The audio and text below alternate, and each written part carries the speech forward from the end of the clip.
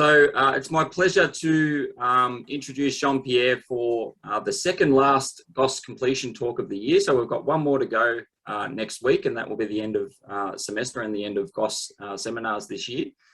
So it's fantastic to have Jean-Pierre as the last completion talk for the year. So I'm sure he's going to give a wonderful presentation. So for the formal introduction today, we've got Arman Anud from, formerly from the University of Melbourne. He's over now at RMIT, who's been Jean-Pierre's principal supervisor. So please take it away, Arman. Thank you, David. So yeah, so I'm JP's supervisor. I have known JP since we started he joined Melbourne University to do his PhD.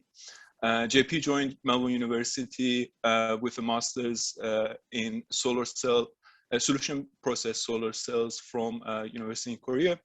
During the course of his PhD, he's probably visited multiple institutes around in Melbourne. So he has collaborated and established himself collaboration with research institutes in Children's Hospital, in pathology lab at RMIT. He has made connections with abattoirs around Melbourne, and you will see some results in his presentations from there. He's been going to MCN multiple times. So he has taken quite a bit of interdisciplinary and broad approach to his project, which is quite fantastic. His work very strongly resonates with practical applications. So at forefront of his activity is always the application of his research. And I hope that this shows from his presentation as well. Okay, thank you very much. I think I'll take the floor if David allows me to. All right, so because I'm using a bigger screen, so I'll turn off my video so that we can concentrate on a bigger screen. All right, so I would like to first and foremost thank you for tuning in to my completion talk. As Arman and David mentioned, my name is Jean-Pierre. Of course, as you can see here, my talk will be about, let me use the cursor. My talk will be about the point of care bilirubin concentration measurement. And hopefully at the end of my talk, you'll be able to understand what is bilirubin and why it's really important to measure it. And of course, hopefully you would be convinced that my tiny work adds to the existing scientific knowledge and is worth being recognized for a degree. But before I kickstart my completion talk, I would allow me to inform you that I did this work under the supervision of Mike. He works for Huawei in China. He's not here today, and Stephen, better known at the School of Physics, of course. And of course, he's not here as well today, but he hopefully follow this talk afterwards, because I think it's being recorded. And of course, Arman, because he's been with me all the 4 years that I've been doing this work, but of course, I couldn't have done anything without him. So allow me to thank Arman before I even start talking about my work. So in the next 40 to 45 minutes, I'll be talking about the point of care bilirubin monitoring, of course. And my talk will be circling around the development of a point of care system for assessment of liver health, of course, dysfunction. But of course, the outcome of my PhD is not to show you a clinically approved device, but at least I want to inform you that all this work was done sort of around that theme. So that's what shaped my experiments. I don't have a device handy, but all the experiments that I've done were shaped by that. So this is the presentation outline, and also it shows you the chapters of my thesis. I have 6 chapters. The first one is the introduction. I'll also I did some simulations. So I did 3 experimental chapters. And the last one would be the conclusion, and of course, look at the future. First of all, the introduction. First is the motivation. Of course, if you're trying to solve a problem, you might as well know how problematic that problem is. So we are looking at liver cirrhosis or liver disease. It kills more than 1.5 million deaths per year, and that's around 3 people per minute. So you understand how critical this disease is. It's the 3rd cause of death after heart disease and cancer.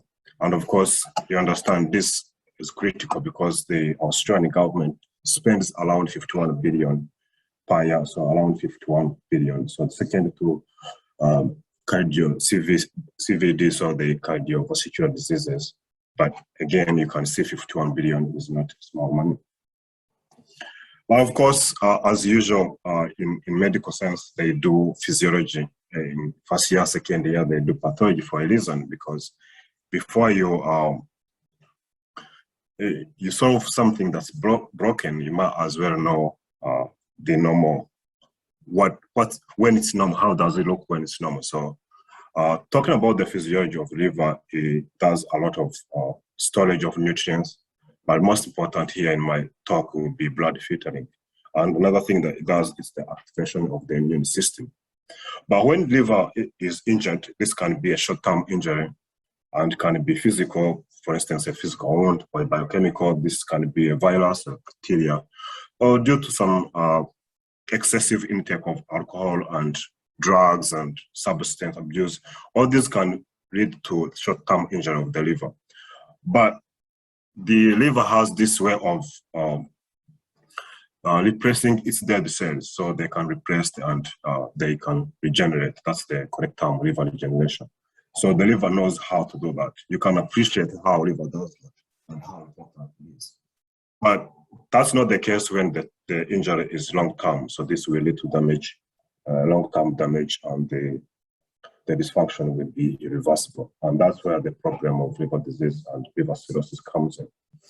But before I get into it, I want to tell you about bilirubin as a biomarker for liver disease. So, of course, when liver cannot function very well, it will not be able to do the first function that I mentioned about, which is blood filtering. So, which means if it can't filter blood, then all the toxins will be dumped in the main circulatory system. So it will create a secondary path to the main circulatory system because it does not pass through the liver. So that's very, very critical in here. That's why you're looking at bilirubin. You might know bilirubin for the yellowing of the skin, and it's most common in babies, but adults can also have that condition of the yellowing of the skin. So it starts with the breakdown of red blood cells, which gives out to hemoglobin, and hemoglobin will dissociate into globin, and heme can dissociate into carbon monoxide and iron, which is the central atom of heme. And of course, through a number of steps, we go up to the conjugated bilirubin. Go through, we attach to, because this one is toxic and water insoluble, it does not dissolve in blood. So it will have to pass through to bind to albumin, and we pass through the liver. That's where the dissociation of albumin and bilirubin will take place, but also there will be something that's called conjugation, where this unconjugated bilirubin will be converted into conjugated bilirubin, and that the body is able to excrete it out of the body through poop and, of course, through the kidneys and the intestines. So this is the whole process of how bilirubin is excreted out of the body. So, of course, as you can see from here, when the liver is injured, it does not filter. So we can use this one as a proxy. We can use bilirubin as a proxy for liver health, because we can see how much we have, how much bilirubin we have in the blood, and we can know how injured is our liver. So that's pretty much the whole idea of bilirubin measurement. In clinics, in hospitals, the way people do that, you have to sort of attend the hospital, they get blood out of your body, get a vein puncture through the needle and you get blood and they take it to the lab, they do the measurements. And usually when they are assessing their liver health, they will do some scores. Two of them will have married and child pair. I have them here. But these two scores, they involve the coagulation time, so they test how much it takes blood to coagulate, and they look at the protein concentration or content. We're looking at albumin, creatinine, and of course bilirubin. But as you can see from this ROAC curve, this is more about statistics. It shows that the MAID score and child pair, which are the standard, golden standard for liver health assessment, they literally there's no big difference between them with the conjugated bilirubin and conjugated bilirubin, and of course total bilirubin. So if you can know how bilirubin shows you the severity of liver dysfunction, then it's pretty much the same as the two scores that I've just mentioned. So this guy, I got this graph from the paper by Lopez Velasquez, who showed that pretty much bilirubin alone, without using creatinine or other coagulation time or other blood content, you can use bilirubin alone to determine the severity of liver disease. But this does not go without any limitations. We use optical and chemical method in hospitals currently, but the complexity expertise requirement, turnaround times, and the cost requirements of these methods are really the limitations of our disease, of the procedures. But you can see from this image, with babies you can use transcutaneous measurements, so you can do the measurement on the skin and determine bilirubin. But this is not the case when people get when they progress in age. So when the age increases, the skin thickness will increase, and of course the content increases. So we are looking at melanin and fat. So if you look at this graph tells you the place where bilirubin absorbs more is between 400 and 50. That's pretty much in blue light. But at that point, that's where blood, I'm talking about hemoglobin, because hemoglobin is like the major blood chromophore that it absorbs more than anything else. In fact, optically you can simulate hemoglobin as blood itself, because it's the major absorbent or light absorbing material in the blood. But you can also see lipid absorbs in that range, and also melanin absorbed in that range. So it's very important to understand that this method has been challenging for adults. And of course, if you have been following the industry lately, you can understand what's been happening in the point care systems. This has been a very hot topic lately, the past decade or two.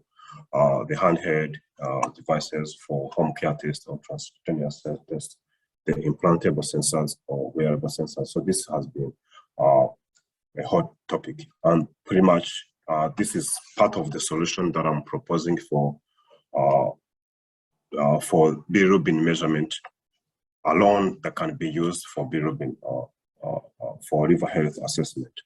So we're looking at finger pricks, wearable sensors, and implantable sensors, where you can get the data wirelessly or use manual handling, put the patient's record, get it to the GP, and the GP can recommend, the therapeutic, can give you some therapeutic recommendations and whatnot. But of course, my talk will be more about the finger pricks, because I have not gone to the, but it doesn't mean the method cannot be used for wireless implantable sensor and wearable sensors, but the most concentration and most focus was on the finger pricks, because that's the one I try to do on the blood itself. Of course, this will be able to supplement the existing technology, and of course, we hope a better quality of care, which means the improved disease management, the health care can be improved. And of course, what we are going to use is the optical method because of its handiness and its little to no infection. So part one was part two was the simulation. So I did some simulations to sort of decide some of the parameters. You know, Stephen famously said that you can not actually alter the biology to fit the electronics. Of course, I'm talking about optics in this talk, in my study. But you can definitely change or alter the optics and the electronics to fit in the body. So that's what Stephen said famously. And this is pretty much what we are going to be doing. So we look at the body the way it is, we try to adjust to it. So as I just mentioned, we are looking at the spectroscopic measurement. We have direct and indirect methods. Direct methods, we know famously oximetry of the determination of oxygen saturation is very, very famous. Indirect method, mean you have to do some pre-processing of reagents. So you mix them with some other reagents to create a certain optical signal at some wavelengths, and you can measure. So this is indirect. You need to do some measurement, some processing of reagents before. Full range absorption spectroscopy has been used, and it's been working. It's the standard, I would say the golden standard in most of the applications. Gives great results, but large size, high cost, expertise requirement, and other issues. These are the common limitations. But of course, why can't we, instead of using full range, why don't you minimize it and do the measurement at 2 or 3, or maybe a few wavelengths, and see if we can try to simplify and enable the mobile point of care devices. But of course, that doesn't not go without any reduction in accuracy and precision. So this, the precision, accuracy, and few other parameters will be affected. Of course, this can be done in vivo or in vitro, but in vivo you have to understand the idea of presenting of blood, arterial blood, because when you're when the heart is pumping, so the arterial blood volume will be changing depending on the heartbeat or the heart rate. But that's pretty much for the in vivo measurement, and it's not required for in vitro measurement. For in vivo and the in vitro, I'm concentrating on the in vivo. There are two main requirements. Of course, one, if you are doing the 2 or 3 absorption measurement at 2 or 3 wavelengths, you have to have the chromophore has to have the distinct optical signature, and that's the case for bilirubin. And of course, it has to obey BR0, and I am suggesting BR0 and all this basic knowledge in optics is known in the school of physics, I guess. So we have the obey BR0 in that range. So you have to have a range of concentration, and that concentration range, BR0 should be obeyed. But of course, we have to have some minimum to minimize all the scattering of the fluorescence and other parameters that might affect BR0. But obeying BR0 is very, very critical. So if you are using it to be, if you are looking at 2 wavelengths, so we look at 2 wavelengths, and we have because BR0 will be the it will be in relationship with the path length, which is T.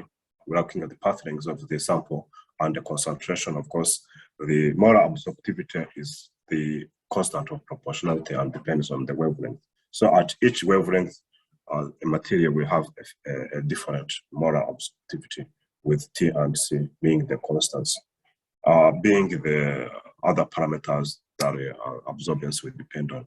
And of course, this is how, if we are looking at a 2-dimensional BR0, this is how it looks like. So you have absorbance at lambda 1 because we are choosing 2 wavelengths, and the absorbance at lambda 2 because we are choosing another wavelength. And we are going to compare these 2 wavelengths. One is going to be the wavelength, the measurement wavelength or analytic wavelength. Another one will be the reference wavelength. So we have 2 wavelengths. One will be used for the measurement, another one for the reference. And it's very important that you choose this 2 wavelength precisely. There are several criteria to choose these wavelengths. You can look at the trend. For instance, in oximetry, you look at the inversion of the trend. So, for instance, below 800 nanometer, HBO absorbs less than HBr, but beyond 880 nanometer, HBO absorbs more. So you can use that trend to get the concentration. But in my case, we are looking at the operating regimes. We are looking at isosbestic point, and that's the point where you can change the parameter. For instance, if the pH changes or the concentration or the temperature, it can change in the peak or some absorption, but if the point does not change itself, that point we call it isosbestic. And we can also look at the absorption foot. Of course, that's the point where the analyte doesn't absorb or absorbs weakly, and the absorption peak, that's the point where the absorption is highest. So these are three very critical and important operating regimes that need to be understood. So before I tell you what we did to get the two wavelengths, I just want to let you know actually the two wavelengths we have chosen. We have chosen 470 nanometer for bilirubin for analytical wavelength and 525 for reference wavelength. So as we go down, you keep this in mind. Why did we choose that? First of all, bilirubin has highest absorptivity or absorption at blue light. We know that because we can look at the absorption spectrum in this greenish, dark greenish or yellowish curve. You can see it absorbs more between 450 and around 580. So bilirubin does not absorb in green, so the absorption beyond 500 is minimal. That's the foot. So we can call this the peak, and this is the foot. And also blood has low absorptivity at 470. So you can also see if you're looking at whole red curve, you can check around 470. The absorption is relatively lower than other points. So that's why we are trying to find a place where we can maximize the analyte, and that's bilirubin. And we're looking at a point where you can actually minimize the absorption of blood, and that's around 470. And that's good because we are increasing sort of, we are trying to get a higher signal to noise ratio, I would say. And of course, again, you can look at using the absorption, more absorptivity or more extinction coefficient. You can see putting them together, there is a tiny, tiny window here where bilirubin has a higher, more extinction coefficient than blood. That's because, of course, blood absorbs less at that point, relatively less, I would say, compared to maybe around 400. So that has actually been a problem, because if we are changing like the concentration of bilirubin from maybe 1.2, which is the normal, I will come to that, to 50 milligram per deciliter, which is like the highest that has been ever reported, you can actually see that you are changing that, but the difference is actually not actually, it's really hard to tell the difference. And of course, if we are doing that, you can also see when in practice, when you're using spectrophotometers and other optical instruments, you realize around 400, at around 4, the absorbance of 4. Beyond that, practically it's impossible. So we are looking at something that is practical, and that's why we had to go to path lengths minimum. I will talk about this after, but you can see below that when you change the concentration of bilirubin up to 50 milligram, the difference is actually really hard. And that has been a really, really challenge to get bilirubin in the blood. And people prefer to get blood and do the centrifugation process. They get plasma, then they can do the measurement in plasma, but not in blood. But for us, we are just trying to get, as I mentioned, we are not going to alter the biology. We are just trying to fit the biology. I mean, to alter the optics and electronics to fit the biology. So one other thing that I just have to mention, that I mentioned here, kinda. So I looked at the difference in extinction coefficient, and the maximum was 470. And of course, we are looking at somewhere where we get the highest SNR. And that's really important to have 470. 420, 525 was the reference, and you're looking at the point with minimal absorbance for bilirubin, and that's 525. You can see that. And also 525 is kind of the isospastic point for, because if the oxygen saturation changes, then the point does not change, and that's really good if we are doing the measurement optically. Of course, the last thing that we are looking at, we just want to go to the market and find the components, optical and electrical components available, and you can see the two wavelengths. I got these two images from RIS Australia, and you can go to the market off the shelf, grab them from JECA. You can easily get these ones. And of course, having many means you can get them in different forms and shapes. You can get big size, small size. You can get different forms. That's what I'm trying to say. And in terms of bilirubin, if we look at the two-dimensional BR0, we will have, it will be translated like this, but you remember the absorbance, the molar extinction is lowest at 252, at 525, sorry. And of course, we can easily tell that this part will go. So we can easily correlate the ratio to the concentration of bilirubin, and basically that's what we are looking for.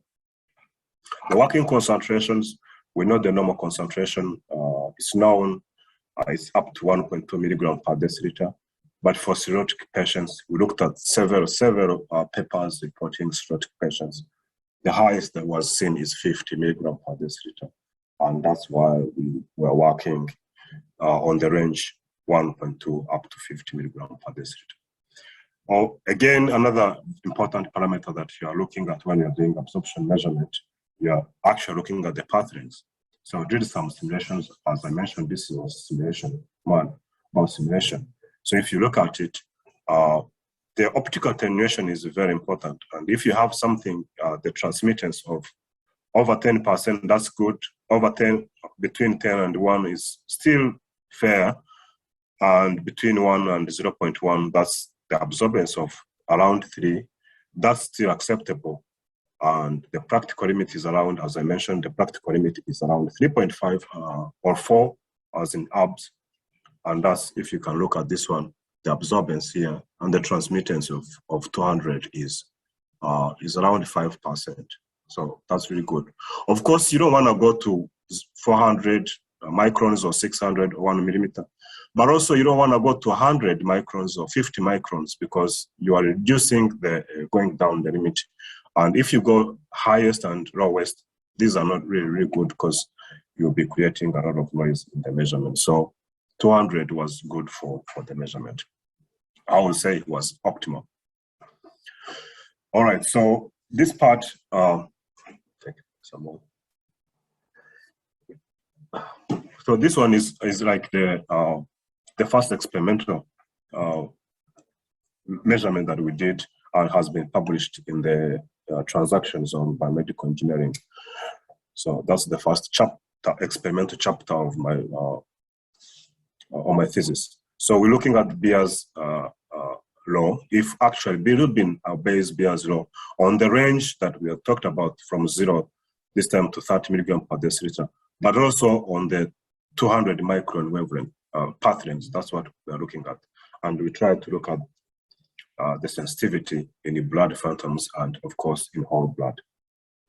Of course, I just mentioned we started by looking at Beer's law, and we used both path length 100, which is more common. 1 centimeter is more common in spectrophotometry, and our path length. And you can see when you use 1 centimeter of path length, it will the law will die at around 2.5 milligram per deciliter, and that's not good.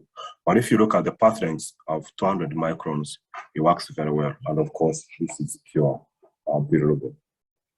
Then we went to do the measurement in blood phantoms. We started by, of course, as I mentioned, we have to look at blood the way it is. So the normal concentration of hemoglobin in the blood is 140.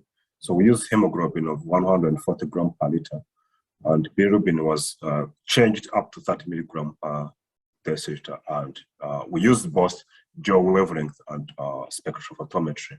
And the path length, as I mentioned, was around 200 microns.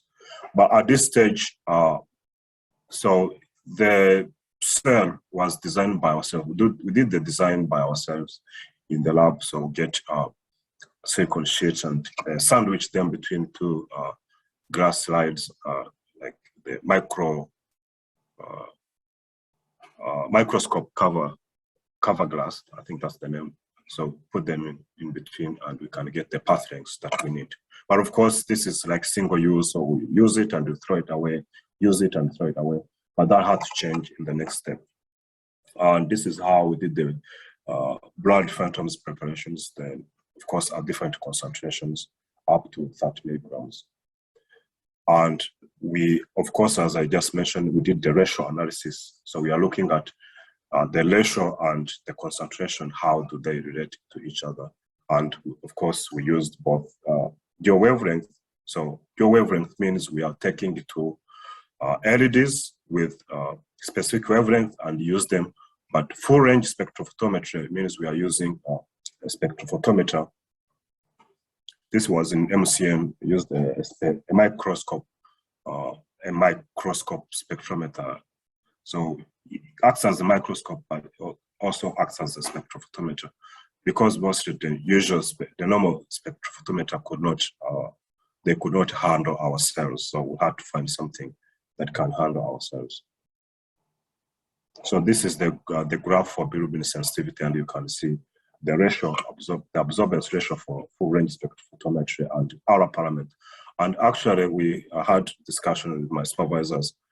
There was no good way to name this parameter because it doesn't have a name, pretty much. Then we call it our parameter.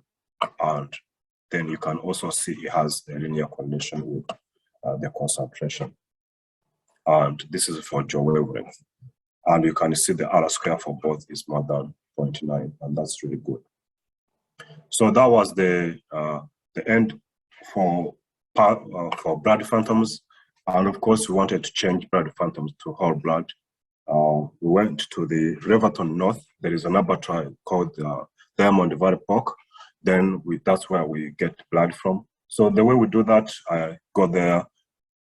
On the same day, I give them the jug. Once we went there, and what they do, they just get the pig. They get the jugular vein and they cut it. They get blood out of it, put the jug, and they transfer it to RMIT. That's where I did my experiments from, and get all the blood sample preparation. And that's I start doing the measurement. And here also, bilirubin concentration was done up to 30 milligrams per deciliter. And as I just mentioned, we are looking at the jugular vein, and of course, that's venous blood. So one thing that had to be done after getting blood, we don't just do the measurement. You had to actually check before I go to that one, I just want to let you know that porcine blood is preferred because it's available, that's one. And of course, the biochemical similarity is, that's the closest thing to human blood that we have out there. So porcine blood was good. And of course, we had to wait for another around 6 months, looking into the ethics applications in terms of human blood samples, but the administrative and ethical procedures were very time consuming, and we ended up not being able to do the measurement of human blood. And of course, the risk that comes with the infection risks that come with getting needles and all these kind of things, getting human blood. So we decided to get it out of the experiments, and we decided to get porcine blood. And another thing that we had to use is anticoagulant, is sodium citrate. Did the measurement, compared it with several other anticoagulants out there. Optically, sodium citrate was the best. And of course, J wavelengths and full range spectrophotometry were the measurement that we did, 200 microns. So another thing was to do the blood validation. We looked at the literature, the venous blood, the blood oxygen saturation is between 65 and 75, and we did the experimental fitting, and the fitting showed us that actually the blood that I got from the abattoir was 68% of oxygen saturation, and that's actually obeys this literature, which is between 65 and 75 anyway, so that was good. Another thing that you have to do is to look at the alpha and beta bands of oxygen blood, and we did the measurement, 200 microns path length. The peaks are really clear, you can see them in here, so that's ticked as well. And another thing was to look at, actually we have the measurement wavelength, and also we have the the reference wavelength, and you can see we have a very clean signal at the two wavelengths, and that was really, really good. So those are the two things. And of course, as you can see, you don't want to go below 450 because pretty much the instrument doesn't know if it doesn't know the measurement that it's getting. So there's too much noise below 440 actually. So, but for us, we got a clear signal at 470, and that's pretty good. So this is the measurement that we have done. So the measurement was more controlled this time. So we get the microcontroller and it did the control of all the procedures, and we also got the R value, that's the R parameter, and we fitted it with the concentration, and again the results were astonishing. And what it tells us here, of course, I just mentioned the 3 experiments we did, or 4. The first was to select the features. Also, we did a measurement on Beer's law, the adherence of bilirubin to that law, and we did the estimation of bilirubin in both blood phantoms and whole blood with both conventional and J wavelength measurement. And of course, the results show that we can have a really high confidence in the technique. So that was part 1 of the experimental results, and we kept going with bilirubin photodegradation. This is the paper that describes the bilirubin photodegradation. It is still under development. So the reason we did this was when we were doing the measurement of blood, you could see as you do the parsing to try to get blue and green signals, you could see there is a decline in the amplitude. So that decline, we thought maybe why can't we use actually this decline to sort of determine the concentration, just pretty much like carbon-14 decay. So you can look at how things have been, how the concentration has been decaying, and they'll be able to determine the initial concentration. And of course, this goes with the common knowledge of phototherapy of babies, and when they still they are, few days when they are born, they grew because the liver has not kicked in yet, and so bilirubin will increase in concentration in the body. So to sort of excrete it, they will use blue light to sort of degrade bilirubin in the body so it can dissolve in blood and so be excreted without passing through the liver.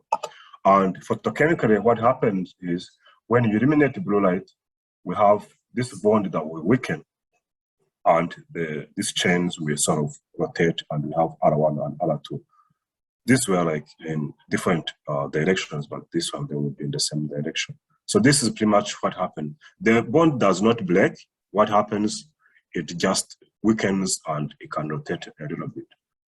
So that's pretty much what happened. So what we did some kinetic first order reaction modeling, involves optical energy, illumination, and concentration, and we try to see if we can actually correlate the degradation rates with the concentration. So that's pretty much what we did in this part. Again, I'm talking about pure bilirubin. This part is for pure bilirubin. I want to mention that clearly. So of course, one thing was to set up the elimination stage. This is the stage you have the blue light elimination. You also have the bilirubin sample, of course, so we did some 3D printing, and this guy has a window that has the same outline of the sample. And of course, I want to mention that this was a new cell that we used even here. We used a different cell here, because this one has a fixed path length of 200, so it does not change. For blood phantoms, it could change a little because we are using it once, but this one is a quartz cell that can be used indefinitely, unless maybe you hammer it with, put a hammer on it, but it's a very strong quartz cell. It does not break easily, so you can use it several times, and the path length is fixed to 100. And you can see the optical illumination source. We use this 4 LED array of power optical source because we want to have a uniform optical power on the sample. So that's what we did. Of course, we used 200 microns because we're expecting to use that technique in blood. And remember, for blood, you don't want to do any measurement, transmittance measurement of more than 200 microns on some path length. So we did two measurement. We did actually many measurements, but I'm reporting only two. I'm talking about spectral absorption and LED PD system. So this one was working in pretty much reflectance mode, but using a set of LED and photodiode, and do the measurement and get the result in the reflection mode. But this one is the spectral, but also absorption mode. And then the results were fitted exponentially. So what we do, we obtain BR, pretty much like the concentration, the degradation efficiency. We look at the degradation efficiency with the exponential.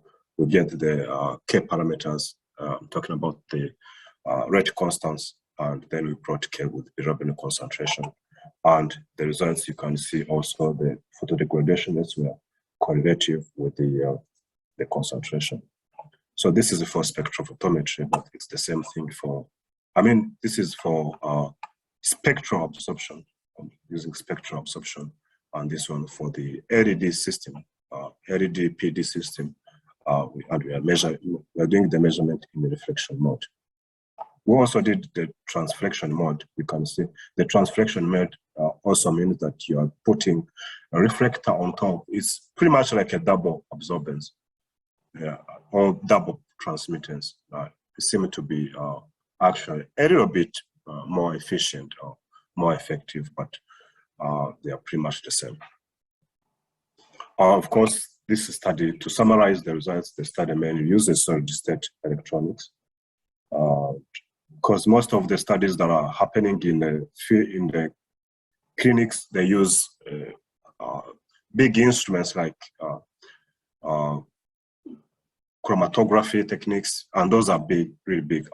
They give better results because you're actually trying to determine what material or what product that has been produced, but ours was not the case.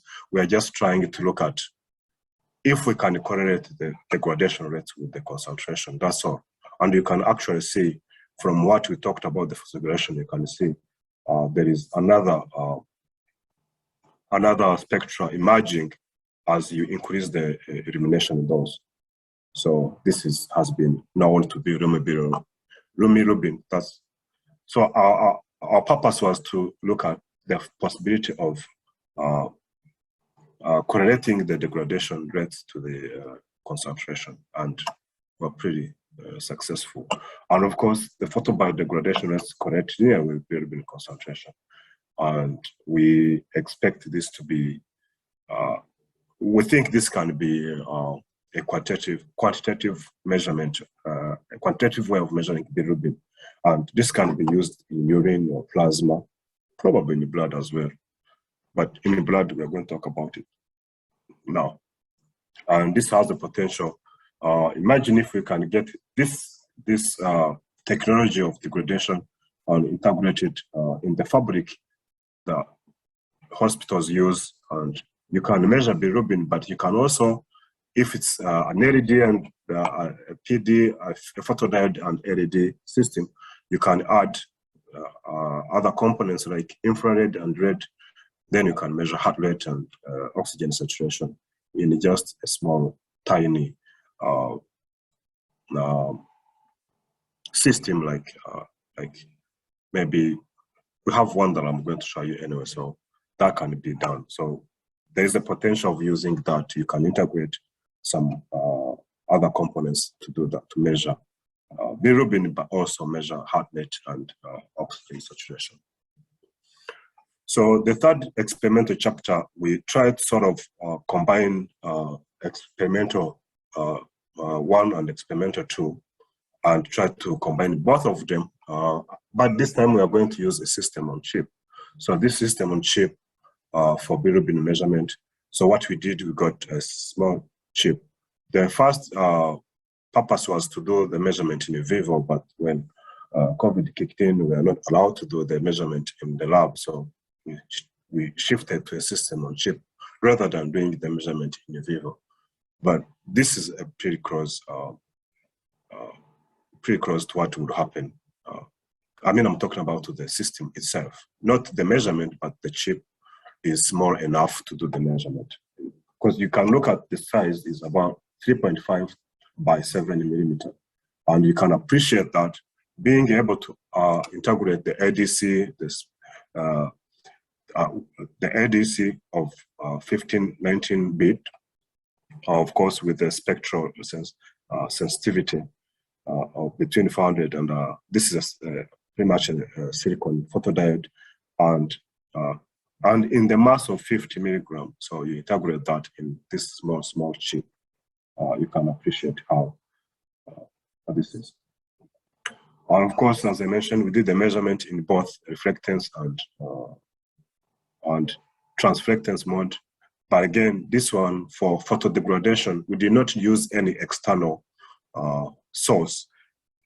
The optical source was from the chip itself. So it was used for the measurement, but it was also used for the degradation.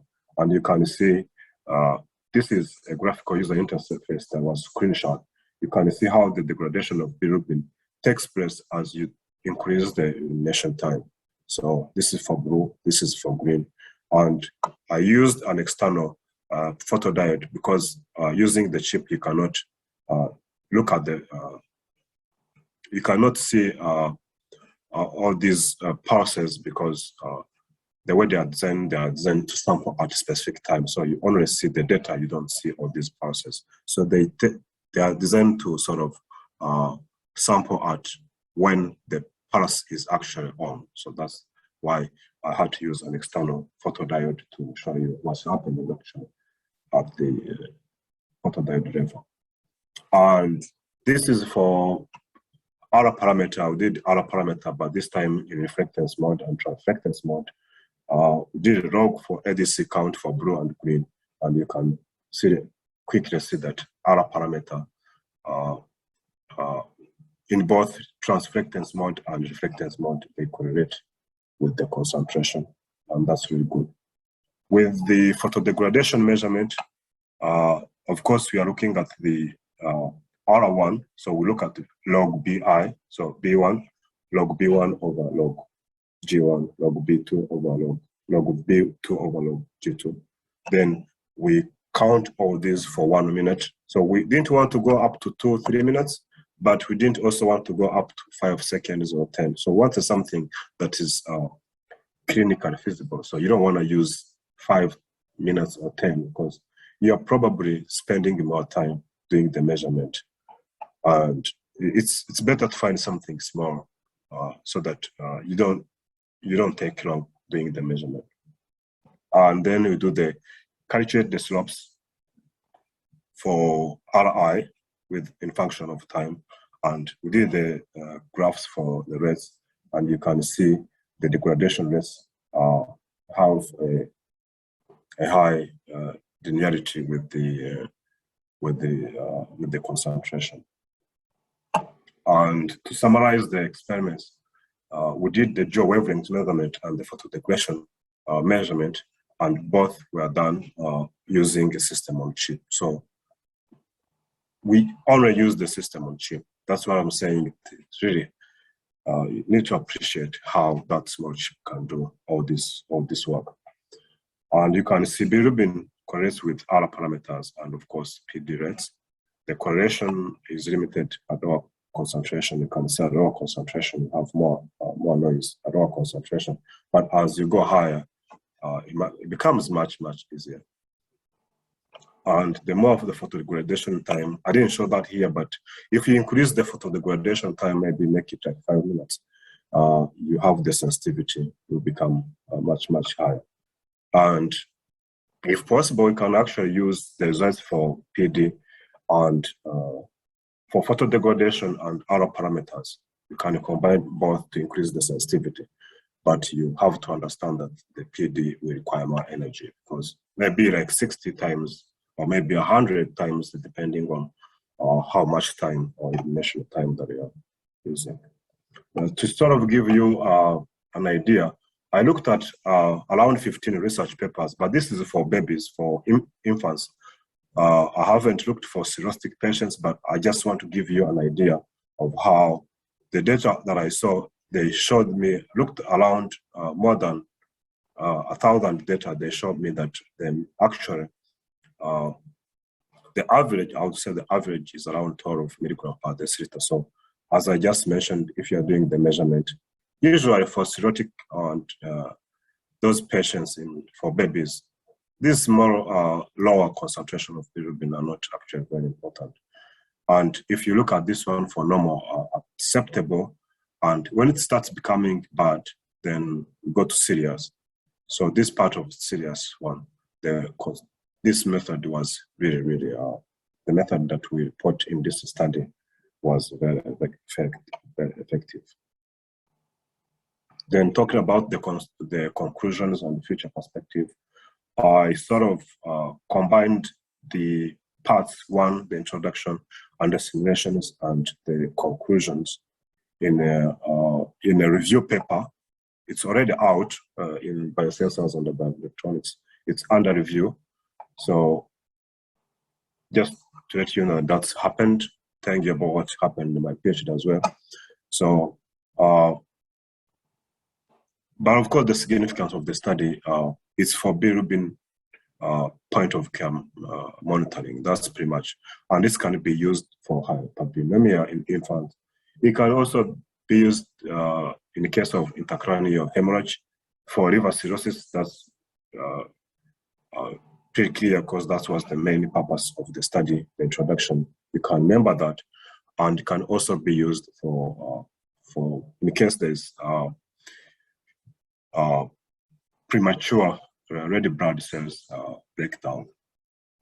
Of course, we need to know bilirubin levels, but we also need to know how it evolves. So usually they say if there is an increase of in 1 milligram per deciliter per day, you know that's really critical. You have to quickly go to the hospital and to talk to your doctor, or at least call them and tell them, hey, this is really important.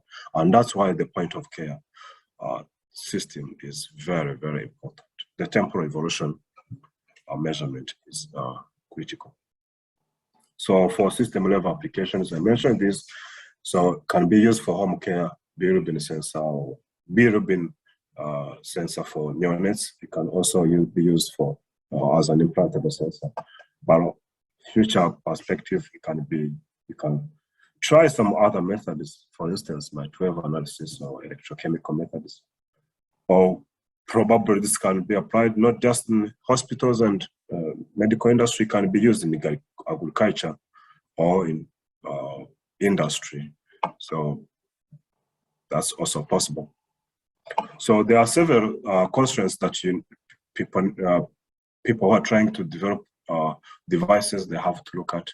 Of course, I have just mentioned, I have all these things in this paper. So someone that would be interested to look at these constellations, I think people can agree with me that we did a great job of putting all these constellations together, try to help in the development of these systems. Also, of course, I'm talking about optical sources, detectors. Are you trying to do the measurement in vitro or in vivo? How are you going to do the power delivery? You're going to do wireless or wired? Going to do a reflection or transflection or transmission, a hybrid of both. Maybe also have to look at the electronics part. Look at the ADC, or which communication protocol you're using. What kind of microcontroller are you trying to choose? You also have to look at the analog front end. And if you are looking at the implant constellation, of course, the package material would be very, very, very important. This probably tells you about the diamond that Stephen's group is working on. Device placement, you want to know, where do I place my implant? Also, you want to know about the maximum power exposure, because you don't want to cook the tissue at the end of the day. So during my PhD, some of the things, some of the work that I did in my master's, as Aman mentioned, I was working on the solution-based solar cells. So these are something that I worked with Aman, published 2 papers, and this is the novel that I mentioned, others probably coming. I got 2 awards. I would say the first one from the School of Physics for the LABI PhD Travel Award, which is around 2,500. And we also got student service and amenity fees around 20,000. And we used this for the conference. We had an academic conference at the African Studies Group, and that was a pretty good experience. So I also got involved in some subjects, demonstration, physics, and others, mostly RMIT with Aman. Of course, that also tells me how close I have been close to Aman. And of course, I want to thank people who have contributed to this journey. I'm talking about David Simpson, who is my chair, but also has been very important. Anything that I had an issue with, I had to contact him, and we said now. Of course, David Garrett and Genia, Anushi, Athavan, I don't know if they are here today, but they contributed a lot. Of course, Stephen Prowers group and Aman group at RMIT, mostly Samira and Andre are the ones we usually communicate. Of course, Samira, I think she's not here today, but I saw Andre here. So Andre, thanks for the contribution to my academic and social journey. Was really great. And of course, everyone that tuned in today, it was great to see you all, the School of Physics, the Faculty of Science. Thank you a lot. But last but not least, Mike and Stephen, they were not able to make it, but I thank them. And of course, Stephen and Aman, thank you for providing everything, and more for sure. It's really been an honor and privilege working with and for you and alongside you. And finally, as they say in the language of Molière, merci beaucoup. That's awesome, JP. Well done. Fantastic. That was a wonderful talk and a huge journey through all of the wonderful work that you've done in your PhD. So we have some time for some questions. If there are any questions out there, I've got a few questions. I'm ready to go. It was a wonderful talk. Thank you. Does anyone want to jump in first? If not, I'm going to ask a couple from my end, JP, if that's okay. So with the photodegradation that you saw with the bilirubin, I was wondering whether, does that recover? So when you do that measurement and you have this photodegradation and these bonds rearrange, as you described, does that actually go back to its original configuration, or is there a chance that you just keep damaging your sample, basically, or reducing that bilirubin signal?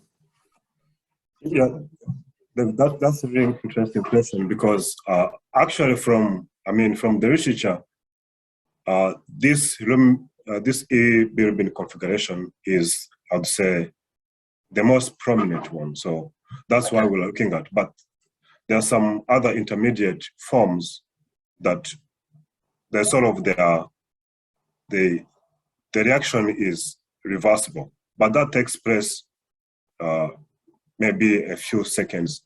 So I spoke with Aman. We thought maybe we can investigate this and see if we can actually use that recovery and see if we can determine bilirubin. But it happens, it's known, we know that, but we have not been able to investigate that. But we know it's actually a possibility that we can use that recovery technique to determine the concentration of the bilirubin as well.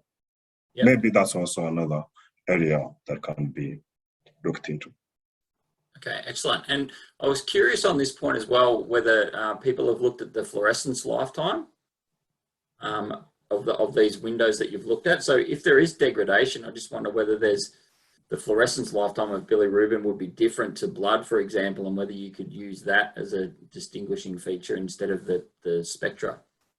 Yeah, that one also we did that. I think, I don't remember his name, but he works in the School of Physics. He's from medical department. We did the fluorescence measurement, but there was no trend in terms of the degradation, so we dropped the data. Okay. Yeah.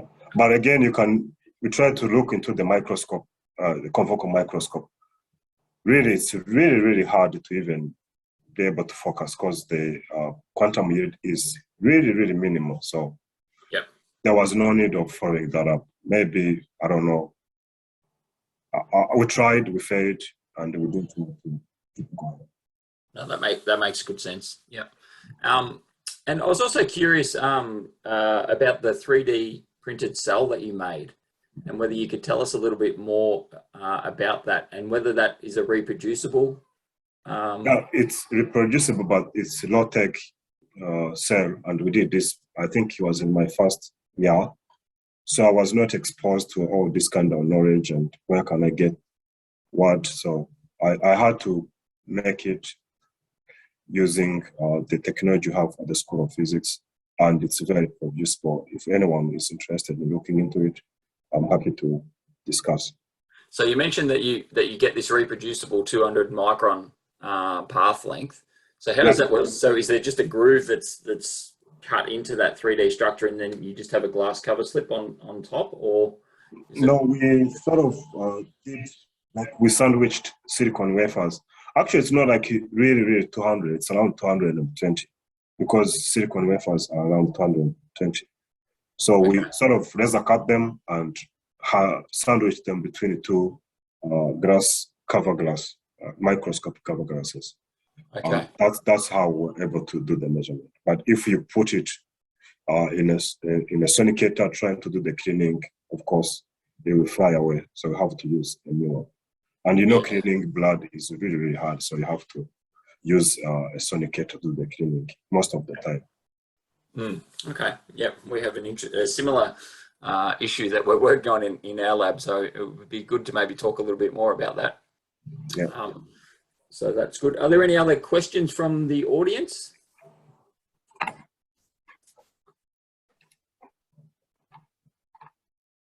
Oh, very quiet out there.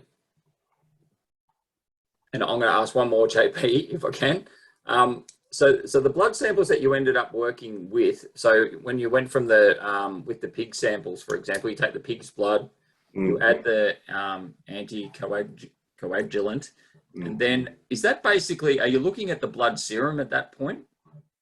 No, it's just that when you put blood, even like 15 minutes is max, I think, it will become solid, so you can't use it anymore. And if I have to drive from Leverton to RMIT, it's only 30 minutes. So yep.